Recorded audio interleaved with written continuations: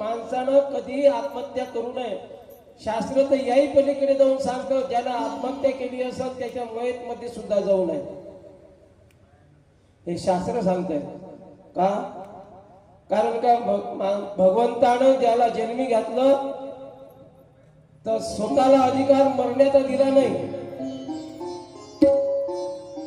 माहित आहे तुम्हाला अधिकार कोणाकडे दिला मारण्याचा? हा, तुमच्याकडे आहे का? उत्पत्ती, स्थिती आणि लय हे तिघाकडे काम आहे. तुम्ही जर स्वतः जर आत्महत्या जर केली तर शिवजीचा अपमान आहे तिथं. कारण शिवजीकडे लय म्हणजे विनाश हे त्यांच्याकडे कार्य आहे. प्रलय म्हणून त्यांना प्रलयकारी सुद्धा म्हणतात. म्हणून स्वतः आत्महत्या करणं खूप हे शास्त्राला पाप आहे.